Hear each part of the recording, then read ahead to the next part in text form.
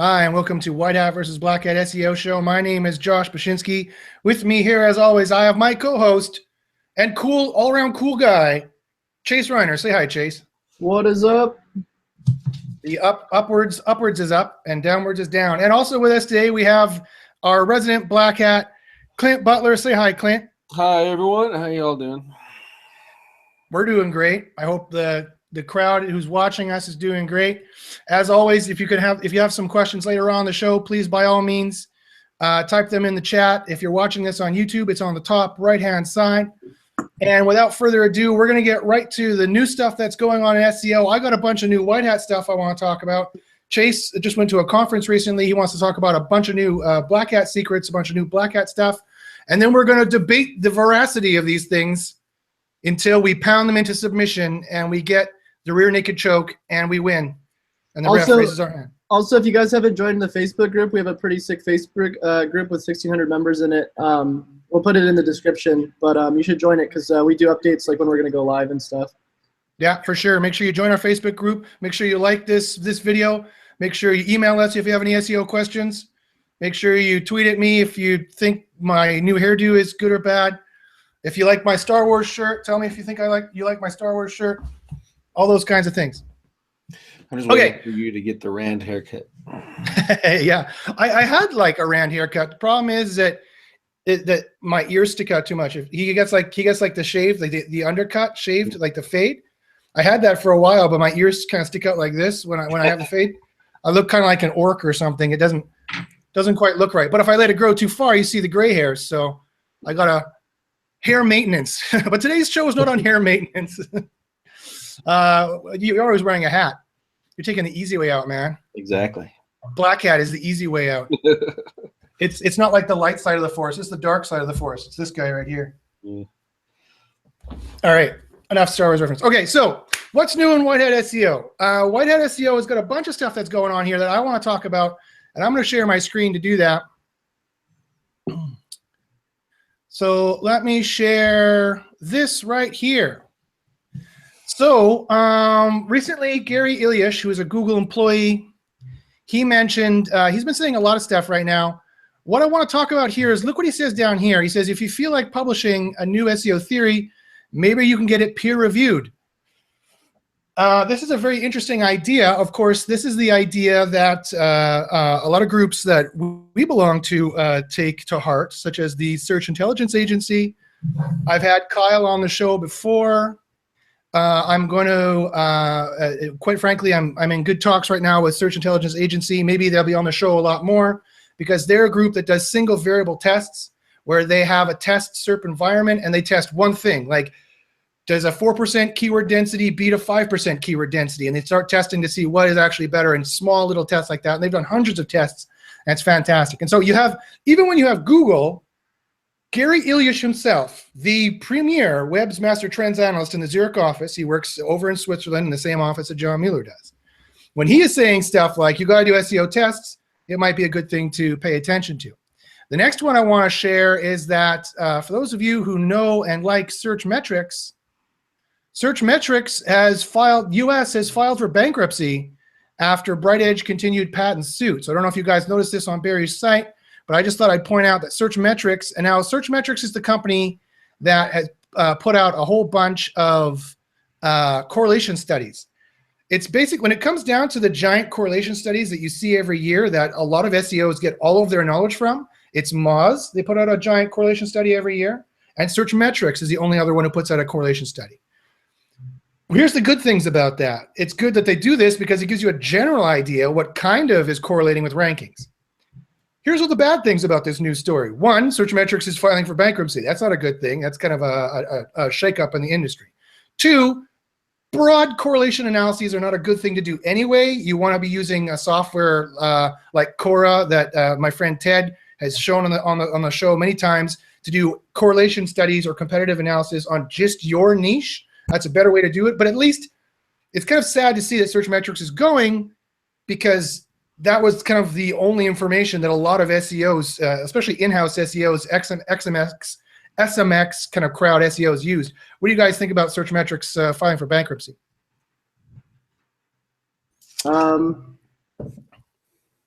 Chase doesn't give a shit. I don't either, to tell you completely honest. Boom. Well, there you go. Well, yeah, ask some black hats for whether a white hat company that's kind of useless to them, do they care? No, not really. Not really. They don't really care.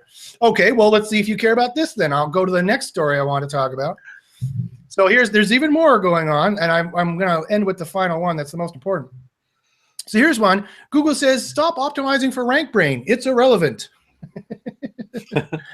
This one I find particularly hilarious. Stop optimizing for rank brain. That's not quite, see, that's the problem with Barry Schwartz, is that he gets it wrong. He gets it wrong what Google is saying. If you read what John Mueller is saying here, he's saying if optimizing for rank brain equals make a great site, then it seems like the rank brain part is irrelevant. Make a great site for your users, folks. So that's not saying that you can't optimize for rank brain, and that's not saying you shouldn't optimize for rank brain. In fact, that's saying the exact opposite. That is saying that rank brain is important and that you should optimize for it. And oh, by the way you optimize for rank brain is that you make a great site. I think it's for clickbait. I mean, I think that's obviously something where people are like, what do you mean don't optimize? And then they go and they read what it actually means. Right. It is kind of clickbaity, isn't it? That's kind of like a BuzzFeed kind of way that we would do it. It's like SEO is dead. Click here to find out why, and then click here and you find out it's not dead at all. It's just the title we wanted to make. Right? That's why it's so annoying when people do those articles and it's just like 7 reasons why SEO is dead, and then and the final reason is like actually it's not dead. It's just like, well, then why are you writing that? That's the title of this article. It's so lame. It's called marketing, dude. Don't you know? It's like my Star Wars t-shirt. It's called marketing. You have the girl right there shooting the laser. It's awesome. Okay, and finally, did I say that was my last Star Wars reference? I lied. You should know by now that everything that comes out of my mouth is clearly a lie, just like everyone at SMX Advanced says. By the way, for those of you who are thinking of going to Seattle for SMX Advanced, I'm going to be there challenging your SEO myths. That's right. Ted Kubaitis and I are going to be using his Cora software to show what truly correlates with rankings or not, and we're going to be in Seattle testing your SEO myths and whatever, making love with your SEO woman, or I don't know. I couldn't think of a better thing to say. And Ted, do you think of going to SMX Advanced? I actually talked to Ted. I'll be there with you guys. So. Boom! All 3 of us are going to be there testing your SEO myths. And I think I'm not sure, but I think some other people that we know are going to be there too. We're going to be storming the white hat versus black hat crowd, and the other black hat crowds are going to be storming SMX Advanced this year. And we're going to see all the crazy stuff that's going on. If you can make it to Seattle, it's great. It's like $1,500 to go see the conference, but you can get a lesser pass just to see the show floor, which is where we're going to be. We're going to be in the show floor. No one at SMX Advanced would give me, or I'm sorry, Clint, or any one of us a spot to talk. At least not yet. That could change. And finally, the last thing I want to show is here's the most important one. Google says agreeing with us doesn't equal good SEO. Speaking of SMX Advanced, which is that's all they do at SMX Advanced, is just echo what Google has said publicly, because most of them don't even have a private access to Google like I do. Nudge, nudge, wink, wink. Agreeing with us doesn't equal good SEO. We're often wrong. This is the funniest thing that I think is the most important thing. And this is what a lot of people don't understand. John Mueller and Gary Ilyish, as good of people as they are, and as knowledgeable about Google's algorithms as they are, they do not work for the engineering team. They work on the Webmaster Trends Analyst team. They are essentially glorified forum administrators. That's what they are, right? They get only from the engineering team what the engineering team wants to tell them how the algorithms actually work so that they can troubleshoot it. When webmasters come to them and complain, yeah, John, I can't rank it. John, there's a problem. They know, I would admit they will probably 70% of the algorithm, maybe 75%, 80% maybe. But as Gary Ilyish fully admits, he doesn't know the full algorithm, and he, and I quote, often, quote unquote, often gets it wrong. So that means when he's at SMS Advanced, when he's tweeting out, when John Mueller does his Hangouts, that means a chunk of what they say often is wrong. So this is why you can't just go off of what Google is saying for any kind of SEO, never mind white hat or black hat SEO. You have to check to see what Google is saying, vet that against common sense and what is in Google's interest, 3, do your own actual experiments and or have correlation data. And 4, actually be checking sites or doing audits of sites and ranking sites and see what's actually working and what doesn't seem to be working. You need these 4 levels of evidence, and I've often said this in my Hangouts way before this podcast. You need 4 levels of evidence to actually know what you're doing in SEO. What do you guys think about that? Wait, say it again. You need 4 levels of what? 4 levels of bullshit. No, this is the way I break it down. I break it down to 4 levels of evidence. If you want to be a good SEO, if you want to really know what's going on, in my opinion, you need 4 levels of evidence. Not just 1, not just 2, all 4. 1, you need to listen to what Google's saying. You need to read the webmaster guidelines. You need to listen to John Mueller. You need to listen to Gary Ilyish, or listen to someone like me or people on this Hangout that listens to all that and then collates it for people. 2, you need to vet that against common sense about what's in Google's interest. And remember that John Mueller and Gary Ilyish are not there to help you. They're there to do public relations for Google. 2, 3, you need to do actual SEO experiments. You have to have like a SEO experiment software, like the Cora software that Ted's created that does competitive analysis on steroids, where you can do competitive analysis against everybody in your niche in like 2 minutes. And or you need to belong to like the search intelligence agency that does single variable tests, where they'll be like, do links actually help rank? And they'll make a fake test SERP and they'll point links to the site and see if it goes up or down and what happens with it. You need that. And then finally, because you can't, and Gary Ilyish has said that, you need to do SEO tests. You can't trust what he says. And then finally, 4, you need to actually try and rank sites, real sites, and you need to be doing lots of audits. You know, experience and time is based into here to do audits and know what's actually going on with sites and knows what is ranking with them, what's not ranking with them. And then finally 5, if you want to add one, a healthy dose of just common sense as to marketing and business and those kinds of things. That's what I think it takes to be a good SEO. Do you guys agree or disagree? 6, you want to figure out what your actual goals are, right? Because there's certain industries where you can easily outrank your competition without knowing a whole lot, which is why there's tons of people, you know, making 100K a month, literally just ranking lawyers locally because they are able to identify niches that, you know, in certain areas that doesn't require a lot of knowledge. Yeah, that's true. I see that all the time. And so now I'm going to switch over into the rant hand section. So this is the rant hand segment where we rant about something and get our rant hand out. It annoys the hell out of me when I see that a lot of people are ranking in niches that have very low competition. Anytime you do a search where Google's giving you 3 results of the same site back, or you can see that you do the competitive analysis and there's no links, there's hardly anything going on, and they're like, oh yeah, it's easy to rank. You just do this, and because they're ranking in niches where there's no competition or all the competition is super spammy or already been penalized, and so it's very easy for them to get something new put up there. Well, and then they're like, that proves I know ranking, how to do ranking across the board for local and global and all different kind of niches. If I may humbly say so, it's a little more complex than that. Well, and I'm sure Clint sees this too all the time, where you see people who, you know, they're promoting themselves as being the best SEO because they're ranking in a city for SEO, when, you know, a lot of the time the people who are in those cities who are also ranking for SEO, they don't always know what they're doing. They're just, you know, doing basic title tag changes, and then maybe they're doing PBNs or something, and then they're ranking on the first page. But that might be an industry that's extremely easy, or a niche that's extremely easy to rank in. Clint's thinking about it. You know, honestly, if you can't rank your own website in a medium competition niche, you don't have any business calling yourself an SEO, much less an SEO expert. I think, to your point, those people that are using these easy terms and saying, here, look what I can do, usually that's followed up with, here's my $97 a month membership site. Why don't you take it? And because I'm the greatest. So I'm pretty skeptical of our industry and the quote unquote gurus in it, because I've been around the block long enough and purchased enough of these products and know pretty much, I can say with pretty much confidence that if you come to me and ask and give me a name, I'm going to tell you whether that guy's bullshit or not. Well, and Clint, when you also agree that like people who are ranking locally, that doesn't mean that they're amazing at SEO nationally or for e-commerce or for all these other things that they end up trying to sell, and then end up, you know, getting on a retainer for somebody who does like Facebook ads and AdWords instead. Well, I don't want to discourage people. So let's say you are in a local market. It's an easy local market to rank into, and then you get the opportunity to do something harder.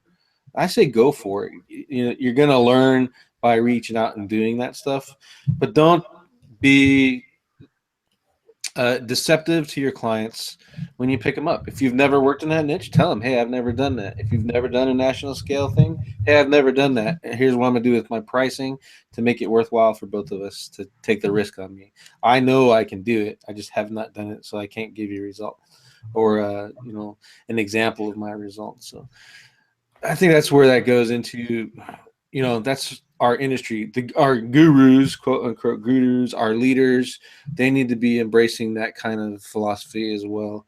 The Rands, the Eric Engels, the people that will be speaking at SMX events, those guys are leaving out a large segment of our industry, and it's honestly, in the end, the worms get to eat all of what's left over because they're not helping take care of us as brand ambassadors. But wouldn't you say like there's like a phenomenon going where people are just only paying attention to money and to rankings, and they don't actually care? Like most people are like, oh, well, he's bringing in all this traffic, or he's, you know, making all this money, so he must be amazing at SEO. Let's just have him at all the conferences. Well, that's marketing, catering to the dream. Sell the dream and live the nightmare. That's been going on for years. And I don't think that'll ever go away. sell the dream, but live the nightmare. Right. No, I agree with both you guys. I think both you guys are right. A lot of the gurus, I mean, yeah, for conferences, that's just their networking. Mm-hmm. People who, I've been to these conferences, and I've done the conference circuit in this industry and other industries. People who do the conference circuit, they're like teachers. They don't necessarily do, they only talk about it. Right. And the only reason why they talk at these conferences is because they go to drinks with these guys, and they go and hang out with these guys. And that's why they do the presentations, right? Not necessarily because they know what they're talking about. As long as they know what they're talking about it enough, they can kind of put butts in seats and go to these kind of conferences. Doesn't mean they're really the dyed-in-the-wool guys. And you're both right. Although we definitely don't want to discourage people who are learning SEO. And if you can get a Facebook client and you think you can help them out with Facebook ads or something like that, or AdWords, whatever, hey, by all means do it. Of course, we're not saying don't do it, but we are saying in this industry, as in with many industries, there are a lot of people, especially in SEO, because it's such black magic, like it's so cloak and dagger about what works and what doesn't work. There's so many people who claim they know what's going on, but they actually don't. And Clint, I couldn't agree with you more that, when you have people giving away free information like we are, that's one thing, and that you can infer what you want from that. But when they're like, we know the SEO secrets, and if you pay us $100 for our special book, or our ebook, or you got to join our special kind of program, unless they're doing something of substance, that usually for me is kind of a red flag. Like the search intelligence agency, they're doing single variable tests, and so you pay them to get access to the results of the tests, right? Mm-hmm. Where it's not like if I was charging people for this hangout, like Becker and those kind of guys do. I don't know, maybe Becker, maybe you're friends with them or not. Maybe you're gonna get angry and argue with me about this point, but I don't like that kind of operating. And quite frankly, I have signed up for tests like that, and invariably any of their magical I can rank you on this factor alone kind of quote unquote things, I've signed up for it to check it out, of course. Because I make a lot of money doing SEO, and so it only pays for me, just like you guys do, it only pays for us to sign up for these things to see what other people are doing, just on the off chance that they might know something that we don't. And invariably it comes down to them giving disclaimers and provisos about, oh yeah, this will work unless you have a spammy site or unless you have a low quality site, that kind of a thing. Do you find that's what you find?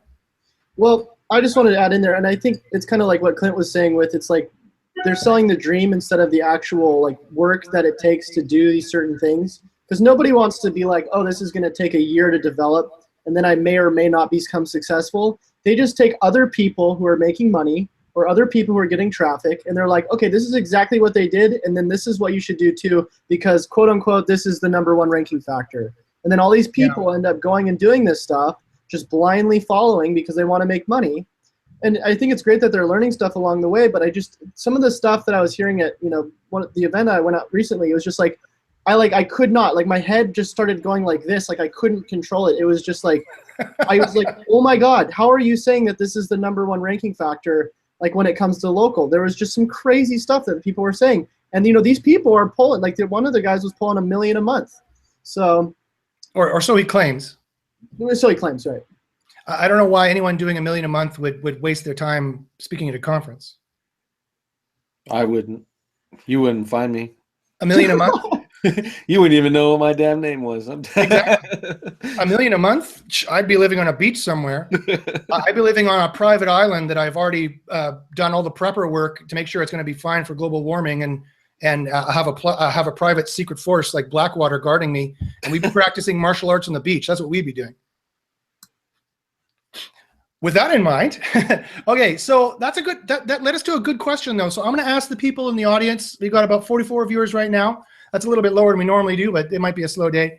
I'm going to ask you guys, and then the experts here, my expert panel is going to weigh in after. And I'm going to ask you guys, here's the question for the people listening. It's, how many years do you think it should legitimately take for you to become an expert SEO? How many years do you think it should take for you to become an expert SEO? If you think it's 1 year of study, 4 years of study like a BA, maybe you think it's 8 years of study, maybe you think you could become an expert SEO in 1 month, type in the chat how long you think it'll take, and then Chase and Clint are going to think about it, and we'll answer in a little while how long that it took for us to become an expert SEO, and what we think it would take a normal person to become an expert SEO. Assuming that we think we're experts. That's I think it's similar. Provocative already. I think it's similar to asking like, how long is a string? You know what I mean? Like, it can be as long as you want it to be. You can be hyper focused in one industry. You can hyper focus into just learning only schema markup and be making 200K a month just because you're providing that type of value to other people that nobody else is spending that much time diving into. Right. So it really depends, I think, on your goals and what you're actually trying to accomplish. Like, you can be like Bill Slonsky, who only studies Google patents and breaks them down mathematically. But do you need to be at that level to provide value? But Bill Slonsky, I've had some discussions with Bill Slonsky, being in the white hat world.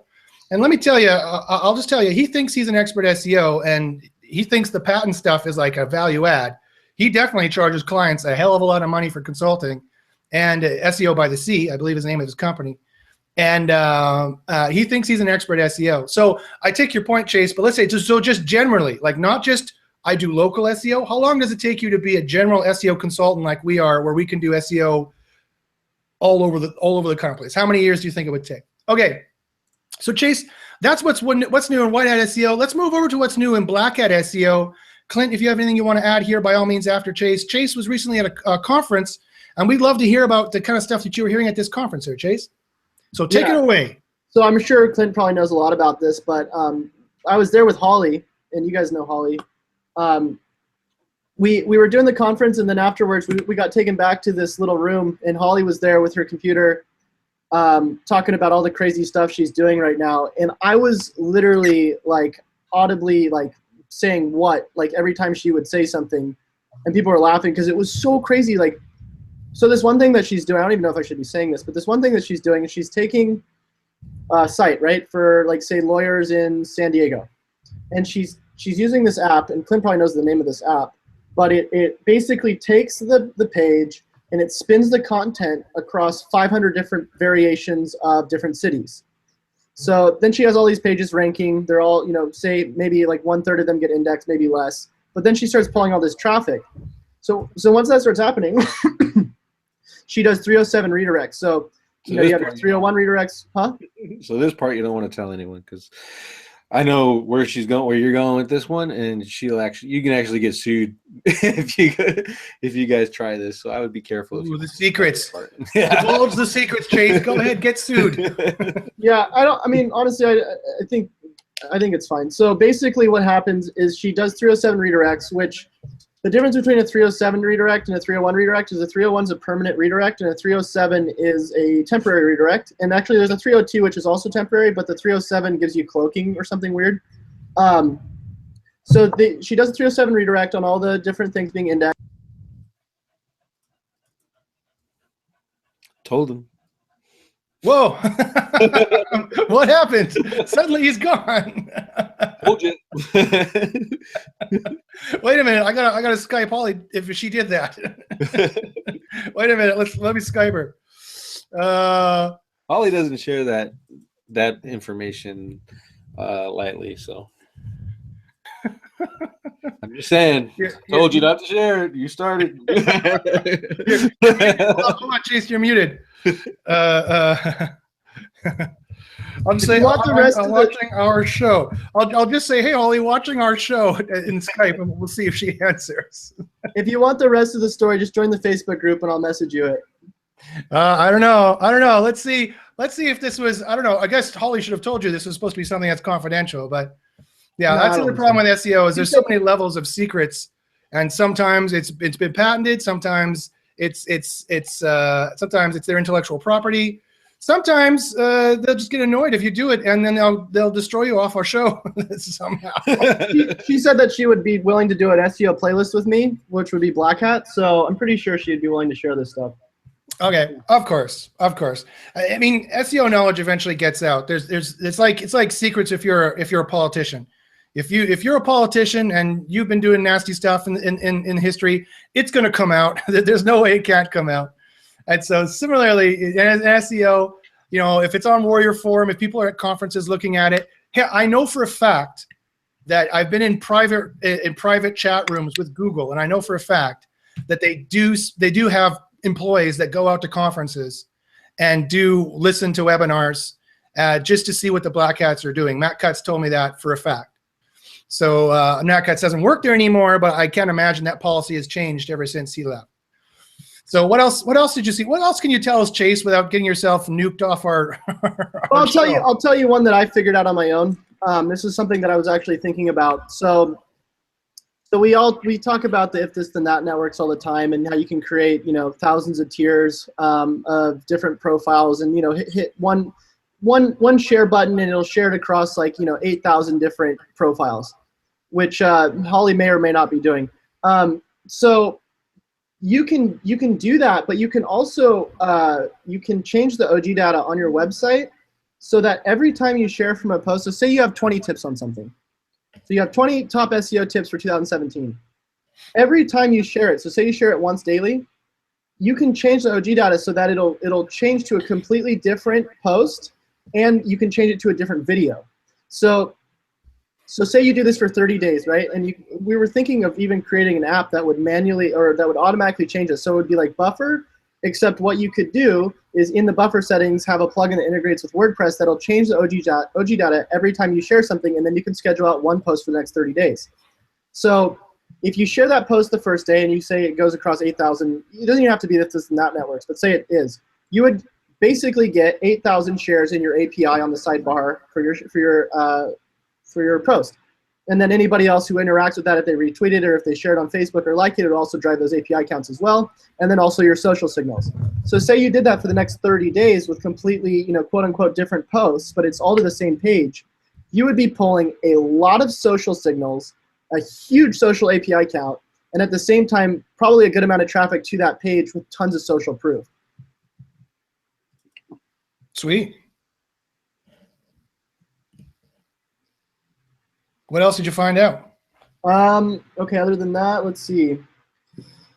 I can talk about one of the white hat things. So this one guy, the guy who's quote unquote pulling $1 million per month or per week, or is it per month? It might be per month. Yeah, it's per month. So they claim. So they claim. So they claim. Let's just. And by the way, I'm actually going to be interviewing this guy on my channel, I think either this week or next week. So if you guys want to actually hear from him and how he's doing it, he's going to break it down. But he has a different model, and you guys have probably heard about this. Instead of charging, hourly or by retainer, he charges per lead. So what he does is he goes out and he targets high-end clients like lawyers, or maybe not dentists, like real estate agents. And what he does is instead of selling SEO, he sells just leads. So he of course does SEO, and he of course does AdWords and all these things, and he doesn't charge for the SEO or any of that stuff. So he just says, hey, come on in. If you want to start paying me for leads, say 3 out of these 4 leads convert. Or 1 out of these 4 leads convert, and that's worth $10,000 for you. We're going to charge you $2,500 per lead, or whatever it is. So what he does is he starts all these AdWords campaigns, and he takes the hits in the beginning. Of course, it's very high cost for the CPC on AdWords and that sort of thing. Yeah. It's like for lawyers, it's somewhere like $300, and you guys already know that. But eventually, he starts getting these leads, and then he starts making money from organic, from AdWords. He does Craigslist. He does Facebook. And he starts pulling all these leads and starts making huge amounts of money by pulling in like 30 leads a month. at $2,500 a lead. And that's how he's saying he's doing this. And then what he does is since he only targets a certain niche, he just copies all the campaigns. He copies all the keyword mapping and the content layout site architecture and just replicates it on different assets, but of course with different brands and different, location keywords. Yeah, it's a pay-per-lead model. Probably the best course that I've seen on it is the CalZoo course from Chris Winters. If you guys want to get into that, he covers the SEO side and the PPC side in a separate course. And then, I know there's a lot of people who were doing SEO. All these updates came out and they said, I'm not going to do SEO anymore. I'm going to do pay-per-lead. And then, so I say more power to them. Go. Also, I got some good information. You guys know Stephen King, I hope. He's pretty well known in the SEO industry. And I talked to him. I said, hey, Stephen, how much time do you spend learning SEO? And he said, I don't really look at it like that. And I was like, well, what are you talking about? And he said, most people, they look at it like, how much time should I spend learning SEO? Or how much time should I learn social media marketing? And he said, you need to stop looking at it from what do I need to know about SEO and start looking at it, what do I need to know about marketing? So he doesn't even look, even though he's amazing at SEO and he spends 4 to 5 hours a day studying and testing and doing all this crazy stuff, he doesn't look at it in terms of SEO. He looks at it in terms of marketing, because in the end, the clients really don't care whether people come from Google or from Facebook or from AdWords. The only thing that they care about is that they're bringing in the leads. And so if SEO dies overnight, which this has been an ongoing conversation forever, chances are you're going to have to go to either a different channel or you're going to have to stop because you're not making any money.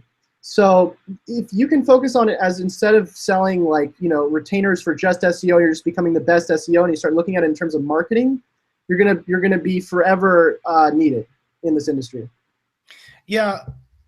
That's all very interesting. We're talking about, lots of people for years, people have been using Google AdWords to find out where the actual best keywords are to try to rank for. They do a small AdWords campaign. They find out what actually converts the best, what has the best traffic, where people really want to buy. And then they decide where in the industry they want to be. And then they decide to do it. And then people have already seen them, and there's some brand recognition as well. So it helps that way as well. And people are asking, how do you charge per lead? It used to be easier, definitely back in 2007, where the ranking algorithms were so much easier to do. You could pretty much guarantee you could get someone ranking in X number of months. You could say, yeah, 3 months I can do it, 6 months I can do it, 12 months I can do it. And you could be, I don't know about if you guys disagree or agree, but you could be pretty accurate as to getting it right on that month or that or before to get them ranking. It's harder now, but I can still guarantee that I can get a site ranking. I just can't guarantee exactly when. 3 months, 6 months, 9 months, 12 months, 18 months. I don't know about you guys, if you guys give guarantees. No. But it's very hard for me to pay a team to do all this work to do SEO and not see any of that money for 12 months or 18 months. What do you guys think about that? I think if you're going to do a PPL thing, you should already have an income source and build that PPL on the side. Work on this like a smaller area, a smaller city. Make sure your conversions are all set up so you have your template kicked before you go to the national level. Don't just drop one and walk right into another one and think it's going to work that way. Yeah. Unless, of course, you're in the easiest niche ever, like basket weaving for blind people or something. Yeah, that's competitive, Clint. They go to the Olympics for that. Basket weaving. My cousin got a gold in basket weaving last year. Okay, so earlier in the show, I asked how long people think it takes to become an expert SEO. I've been looking at the comments here. One guy says his 1-year-old daughter is an expert SEO. Simple Web says that. Some people are saying, it takes giving 110%. They think it only takes 2 months. Some people takes George, my good friend George says, if you're fucking awesome, 3 to 6 months. Other people are saying it takes up to 5 years, 5 years, 3 years, 5 years, 4 years. What do you guys think? How long do you think it would take to become just a good general round SEO expert? Well, I can say from my own personal experience, I've been really heavily involved with SEO for 2 to 3 years. Within a year, I was able to rank local sites like #1 with white hat, of course, or what you would conceive as quote unquote white hat. But I just wanted to back up what Clint was saying really quick with the pay-per-lead model. a lot of these guys also had other side gigs like software as a service, and they were doing other forms of marketing. So that's the big thing, is a lot of people, they get involved with SEO and then they actually don't build out the other legs to the table, the theoretical marketing table or income table, because if one of those legs falls, what happens? You still have a table, right? Because you're building out all these other legs. And I think a lot of people, they get lost because they just want to make money and they make this one stream of income, you know, really, really strong. But what happens when overnight, you know, your PBNs fall or something, you know, falls through? You really have to be prepared in this industry because things can change literally overnight. And it has for many people that Clint and I know. They had $1 million industries, and then suddenly Google makes a change, or maybe de-index all their backlink sites, and suddenly they can't sell backlinks anymore, or not as easily, right? Clint, how long do you think it takes to become an SEO expert? You know, I think if you're doing just solely studying the basic foundational stuff to make SEO work, which is typically all the on-page stuff, 2 months you'll have the basics down where you know what's going on. You can do it like in your sleep, essentially. It's the link building and the different tactics and all that stuff. You're always going to be learning that. And I'm of the school, probably old school thoughts that you're not an expert until someone else calls you an expert. So, I mean, a lot of people call Alex Becker an expert.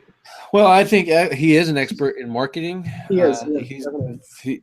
Hands down, I don't think there's anyone in our industry that came in out of freaking nowhere and made that much money that quickly.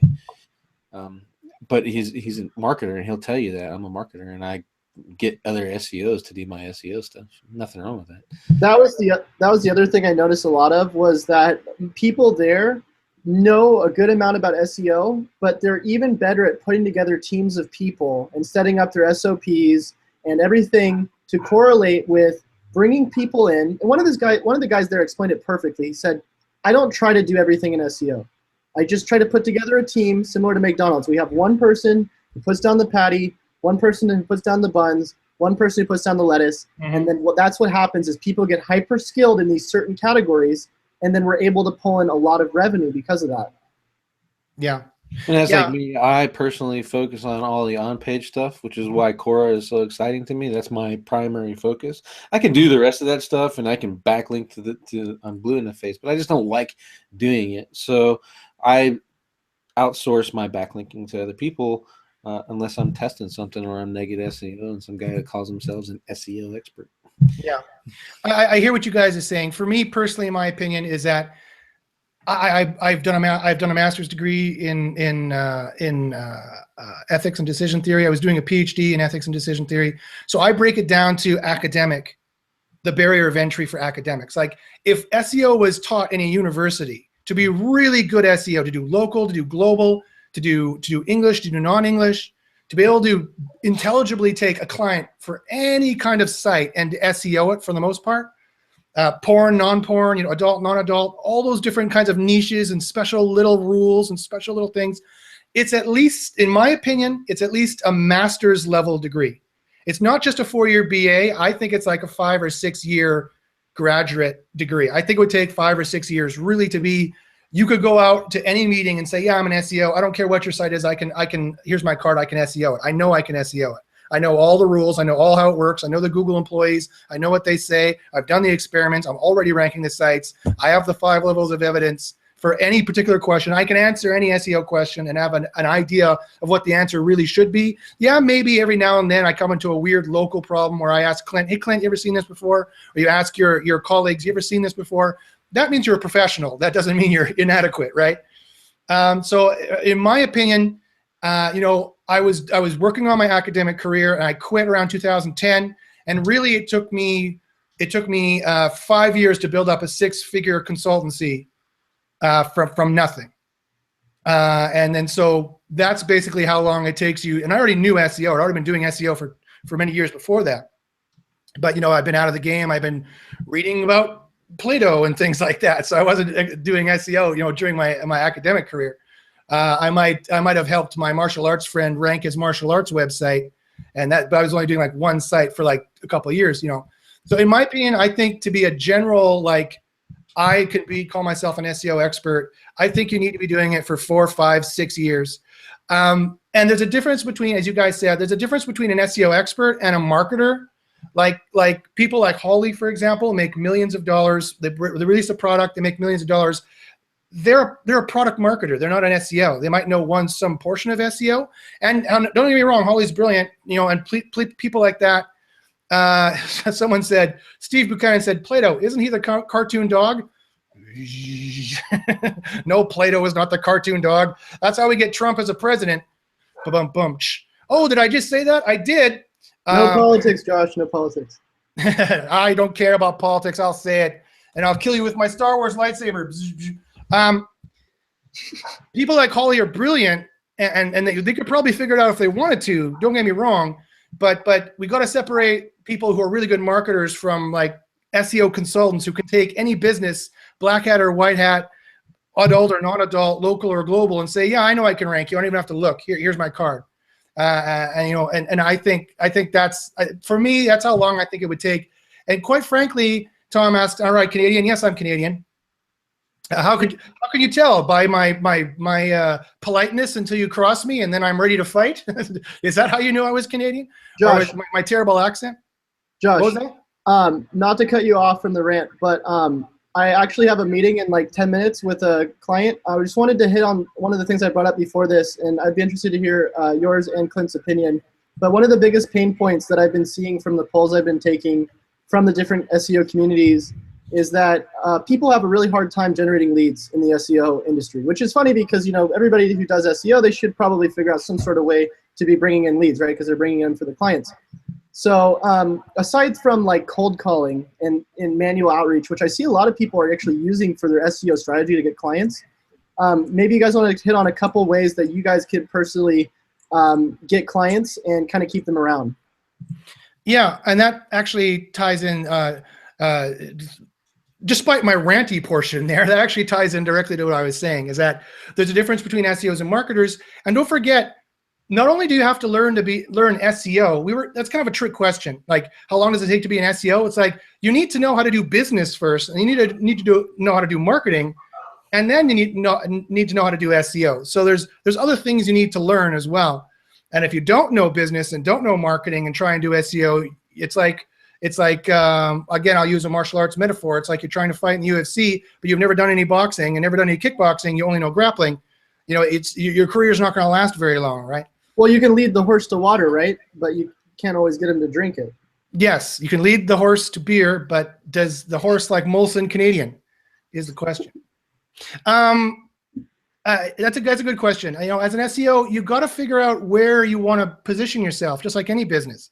You know, there's already SEOs, white hat SEOs who do the SMX circuit and they present at SMX, and that's where they get all their customers from. There's SEOs like us where we do hangouts like this, and that's where we get our customers from.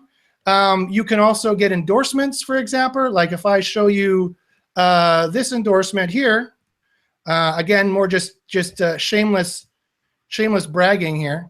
If I show you this endorsement that I have here from Tyler Wilson from SEMrush, I'm now the preferred SEO for SEMrush. They now recommend me to people.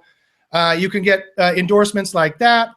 Whoa, whoa, whoa. Crazy things are happening here.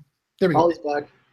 Holly hacked me. SEMrush is, somebody hacked me. Yeah, you really want to, you know, I know a lot of SEOs who only do local SEO. That's all they focus on, because there is a lot of little tidbits you need to know and little things you need to know. A lot of SEOs only work in their local area. Like they only work for San Diego and they're helping people rank in San Diego, that kind of a thing.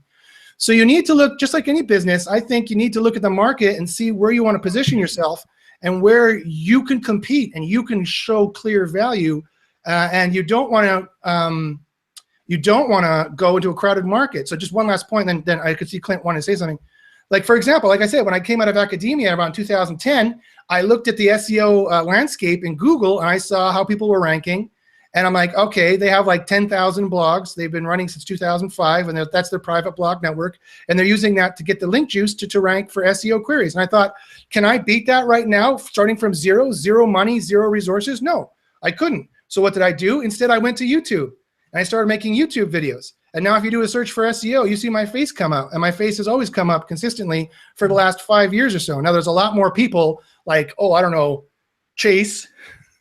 And there's a lot more people like this Backlinko guy and all these kind of other numbnuts coming onto YouTube. Not that Chase is a numbnut, or if he is, he's the numbnut I love the most.